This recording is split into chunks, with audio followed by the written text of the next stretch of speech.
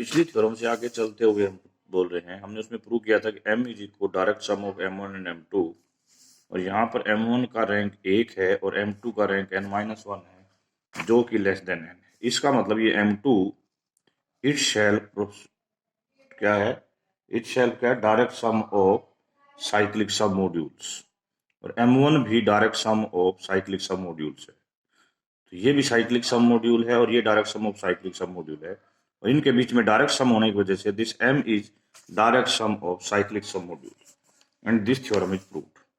Now corollary,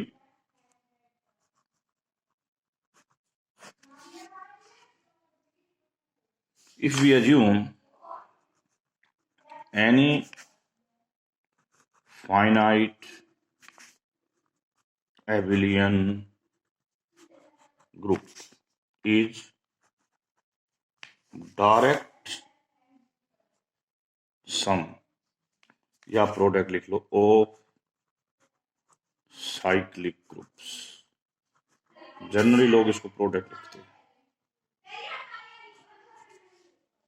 कैसे? Let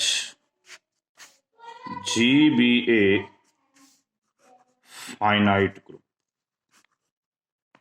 G finite group है, then G is a R module if R is Z, यानी कि over the ring of integers. Okay, yes.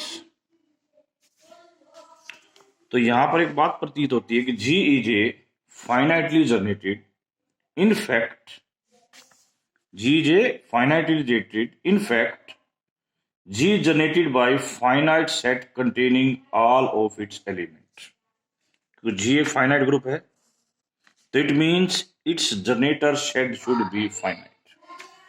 क्या कहा मैंने? G एक फाइनाइट सेट है, इसका ग्रुप है, इसका मतलब इसका जनरेटर सेट फाइनाइट होगा। ये फाइनाइटली जनरेटेड G कैसा मॉड्यूल बनेगा? फाइनाइटली जनरेटेड मॉड्यूल बनेगा। तो Z लेने के पीछे कहानी क्या है? Z एक इक्विलिडियन रिंग है। Z क्या है? एक इक्विलिडियन रिंग। तो ऊपर वाली थ्योरम क्या कहती है? G is direct sum of cyclic सब मॉड्यूल्स। ठीक है, अब जब हम मॉड्यूल में बात कर रहे हैं, बट मॉड्यूल्स में क्या होता है? A cyclic module over a ring integer is nothing more than a cyclic group. तो हम ये कह सकते हैं कि जो ग्रुप है this is direct sum of cyclic groups. ठीक है, तो ये हमारा टॉपिक कंप्लीट हो गया। अब कुछ हम रिमार्क्स में चलते हैं। Remarks number 1, every finitely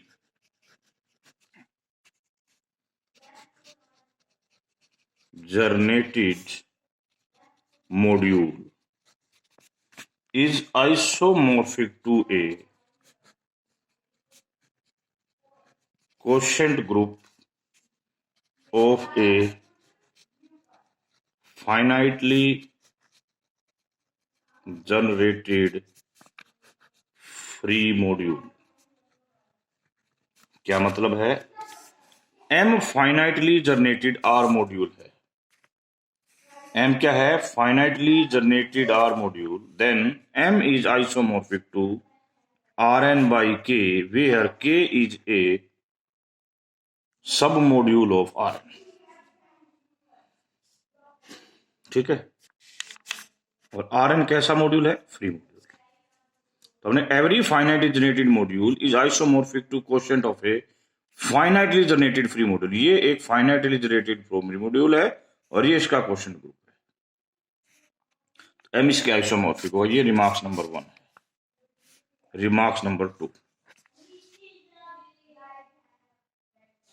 let R be a PID यानी principal ideal domain and F be a free R module with a basis of n elements, then any submodule K of F is also a free with a basis consisting m elements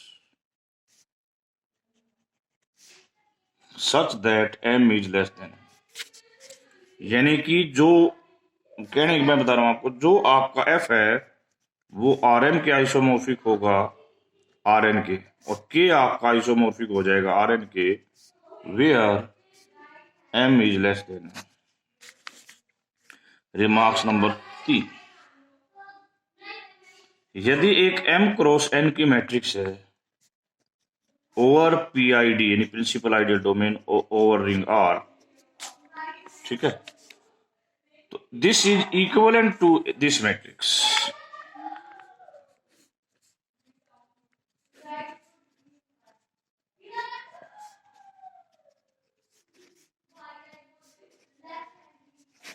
जिसमें A1 divides A2 divides A3 divides AI, where AI is not equal to 0, जिसे हम क्या कहते थे, Sumit form कहते थे। तो हमने 3 रिमार्क्स बताए हैं, इस 3 रिमार्क्स के आधार पर हम अगली थ्योरम करने जा रहे हैं।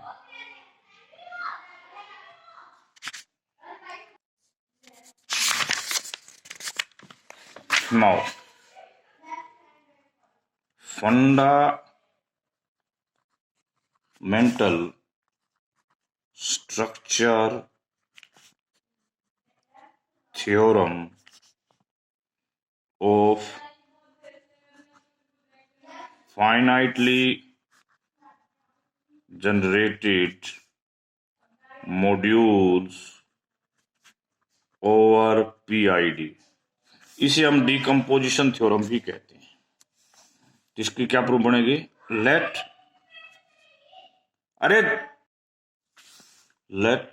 R be a PID यानी प्रिंसिपल आइडियल डोमेन एंड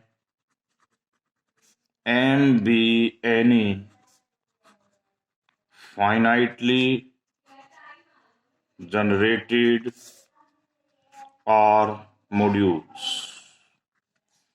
देखो R एक PID है और M finitely generated R module है, तो हमने प्रूव करना है कि R is isomorphic to RS direct sum with R by RAI direct sum with R1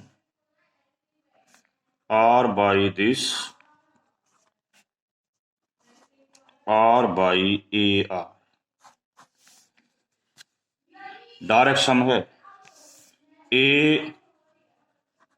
direct sum of cyclic modules where AIs are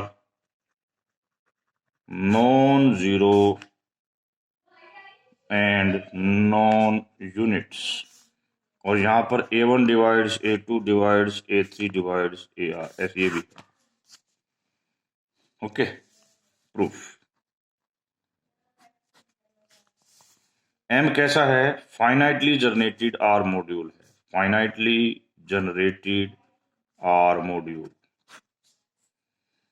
We know that every finitely generated R module is isomorphic to a quotient group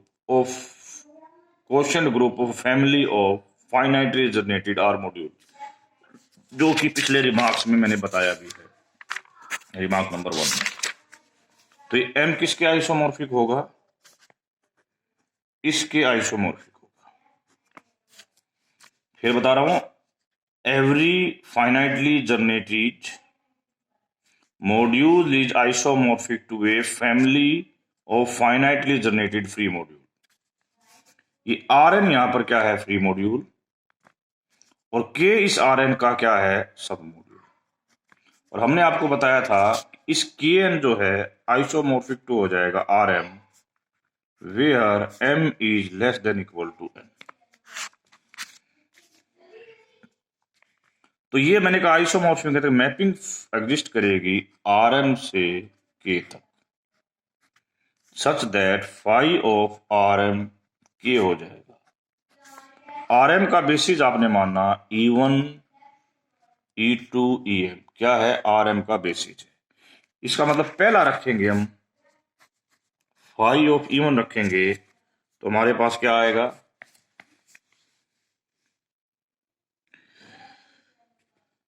देखिए हमने mapping क्या कहां से कहां तक बनाई है, फिर बता रहा हूं। मैपिंग बनाई है आर एम से के तक, okay.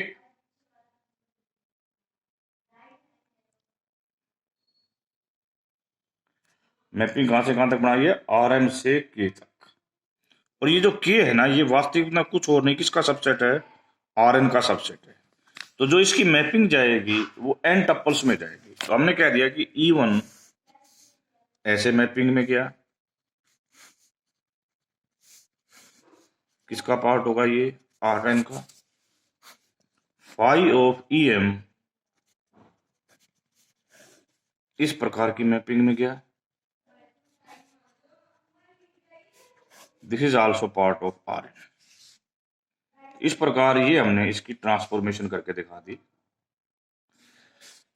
Then phi of whole R M को हम एक मैट्रिक्स इंटू आर एम के इक्वल लिख सकते हैं। ये जो मैट्रिक्स जो होगी वो AIJ N क्रॉस M। अब इस मैट्रिक्स को हम PAQ फॉर्म में बनाना चाहते हैं, तो we are always able to find a PAQ जहां पर P N क्रॉस N की होगी और Q कैसा होगा, M क्रॉस M का होगा। इसके साथ और बता दूं, ये PAQ फॉर्म डायगोनल में भी कुछ रूल्स लेकर आएगी। कैसे बन जाएगी, डायगोनल बन जाएगी, जिसके मैं बता रहा हूं, जिसे हमने सुमित फॉर्म बना के दिया, such that A1 divides A2 divides A3। Her matrix को आप बदल सकते हो, आपको बताया गया, ठीक है। और इसके जो डायगोनल बनेंगे वो बनेंगे A1 A2 AR, और बाकी क्या बनेंगे, 0। ये फॉर्म बन गई आपकी कौन सी form, PAQ। Okay, that is equal to K। तो इस प्रकार M is isomorphic to RN by K का मतलब है पाई ऑफ RM, जिसे आपने अभी लिखा है RN बाई ARM। इसको मैंने बताया था, ये इक्विवेलेंट किसके है, अब PAQ। और ये PAQ अपने आप को बताया क्या बन चुकी है, डायगोनल बन चुकी है। That is isomorphic to RN matrix A1 0 0 0 0 A2 0 0 0 0 0 A3 0 AR 0 0 0 0 0। इसका मतलब क्या बन गया आपके पास, R प्लस R कितने time, this is N times. और नीचे क्या आएगा जी, RA1 plus RA2 plus RAR। तो विच कैन बी आइसोमॉर्फिक। यदि हम इसको आइसोमॉर्फिक लें तो टोटल जो है हमारे पास बचेगी पावर, देखिए R की पावर N माइनस R जो नहीं है, plus R by RA1 R by RA2 R by RAR। M इसके आइसोमॉर्फिक हो जाएगा, यही हमारी थ्योरम थी, ठीक है। तो ये थी हमारी थ्योरम। सुमित फॉर्म के बारे में हमने आपको बता दिया है ऑलरेडी। अब दो होमवर्क हैं सुमित फॉर्म के, हमने क्वेश्चन तो आपको करा दिए थे, इसको सुमित फॉर्म में बदलिए।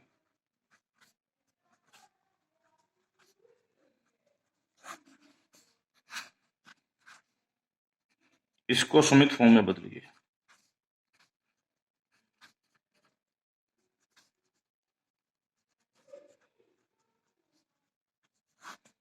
इसको सुमित फॉर्म में बदलिए। 2 होमवर्क है। With these words we have completed the your 3rd unit. Tomorrow in the next class we will start the 4th unit.